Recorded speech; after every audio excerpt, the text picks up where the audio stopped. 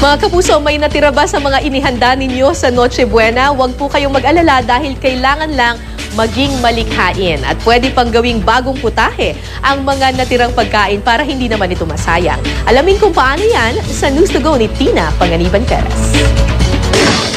Pork barbecue, spaghetti, ilan lang ang mga ito sa madalas nating ihain sa Noche Buena. Minsan, di maiiwasang may natitira. Para di masayang, pwedeng makagawa ng panibagong putahe gamit ang mga tira-tirang pagkain ito. Ang kailangan lang, maliban sa tira-tirang spaghetti noodles at pork barbecue, ay mantika, sibuyas, sweet soy sauce at shrimp garlic paste. Kung walang shrimp garlic paste, pwedeng bawang na lang.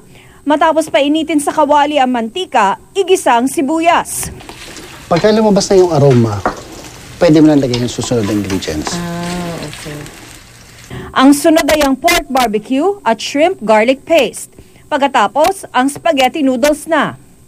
Mas okay po ba nakasamang iluluto yung noodles, lalo na kung leftover siya? Yes, oo. At least kahit paano, na-reheat natin siya, namatay yung ibang bacteria, and then mas pumapit yung flavor. Sunod namang ihalo ang sweet soy sauce. Pero kung wala kayo nito, pwedeng gumamit ng toyong hahaluan ng pulang asukal. Sa kada tasa ng toyo, 3/4 cup naman ng pulang asukal. Pagkahalo, pwede nang iplato. Ang simple lang po, no? Yes, napakabilis. Oo, kahit sino siguro kayang gawin ito, no? Yeah. Tapos kung medyo gusto pang mag-eksperimento ng tao, pwedeng magdagdag ng mga gulay, Yes, ganyan. pwede maglagay ng one soy para at least Ito ang pork barbecue pasta na likha ni Chef Michael. Ang lasa, hindi halatang leftover.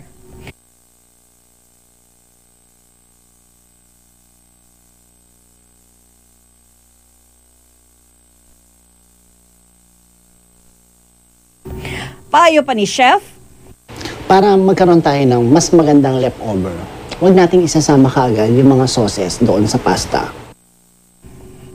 ang sobrang handa, hindi dapat masayang. Sa konting pagiging malikhain, pwede itong maging bagong putahe.